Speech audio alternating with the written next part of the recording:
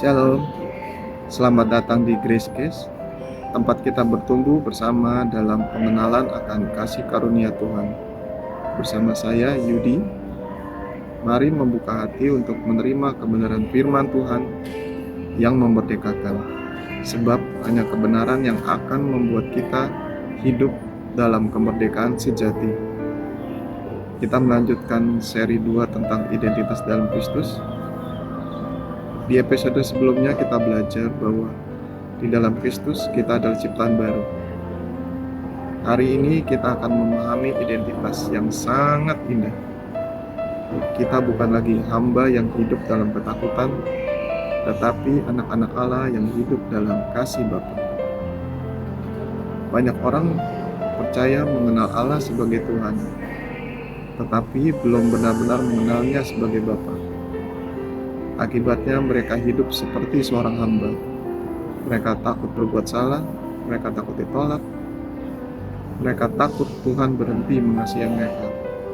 Padahal melalui Yesus Kristus kita menerima hak yang luar biasa, menjadi anak-anak Allah. Ketika kita memahami identitas ini, hubungan kita dengan Tuhan berubah dari rasa takut menjadi rasa percaya. Sebagai ilustrasi, bayangkan ada dua orang yang tinggal di rumah yang sama. Yang pertama adalah seorang pelayan. Ia bekerja karena kewajiban. Ia selalu takut dimarahi jika melakukan kesalahan. Yang kedua adalah anak pemilik rumah. Ia juga membantu ayahnya, tetapi bukan karena takut diusir. Ia melakukannya karena ia mengasihi ayahnya dan tahu bahwa ia adalah bagian dari keluarga. Pelayan bekerja untuk mendapatkan upah. Anak hidup karena ia sudah memiliki hubungan. Demikian pula hubungan kita dengan Allah. Di dalam Kristus, kita tidak lagi hidup sebagai hamba yang takut, tetapi sebagai anak yang dikasihi. Firman Tuhan kita pada hari ini, yang pertama diambil dari Galatia 4 ayat 6-7. Dan karena kamu adalah anak, maka Allah telah menyuruh roh anaknya ke dalam hati kita yang bersuruh, ya Aba, ya Bapa. Jadi kamu bukan lagi hamba, melainkan anak. Jikalau kamu anak, maka kamu juga adalah ahli waris oleh Allah. Firman kedua diambil dari Roma 8 ayat 15. Sebab kamu tidak menerima roh perbudakan yang membuat kamu menjadi takut lagi, tetapi kamu telah menerima roh yang menjadikan kamu anak Allah. Oleh roh itu kita berseru, ya Aba, ya Bapa. Perhatikan kata-kata Paulus. Ia tidak berkata bahwa kita berusaha menjadi anak Allah. Ia berkata bahwa kita telah menerima roh yang menjadikan kita anak Allah. Ini berarti hubungan kita dengan Tuhan tidak didasarkan pada performa kita, tetapi pada karya Yesus Kristus. Sebagai anak, kita tetap bisa melakukan kesalahan. Namun, kesalahan tidak mengubah status kita sebagai anak. Seorang ayah yang baik akan mengajar, membimbing, dan mendisiplinkan anaknya dalam kasih, bukan menolaknya. Demikian juga Bapa di surga. Dia mengasihi kita dengan kasih yang tidak berubah. Karena itu, kita datang kepadanya dengan keberanian. Bukan karena kita sempurna, tetapi karena Yesus telah membuka jalan bagi kita. Pengaplikasiannya, saat kamu berdoa hari ini, jangan datang kepada Tuhan seperti seorang hamba yang takut.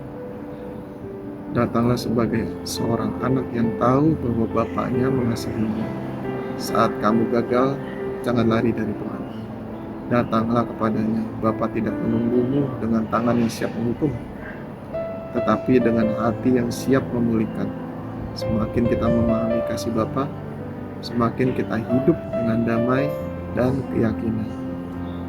Grace Nugget episode ini, aku tidak perlu berusaha menjadi anak Allah. Di dalam Kristus, aku sudah menjadi anak yang dikasihi Bapa. Mari kita berdeklarasi, aku adalah anak Allah. Aku dikasihi, diterima, dan tidak hidup dalam ketakutan. Aku datang kepada Bapakku dengan keberanian, karena Yesus telah membuka jalan bagiku. Hari ini aku memilih hidup sebagai anak yang mengasah kasih Bapa dan percaya kepada kebaikannya. Amin.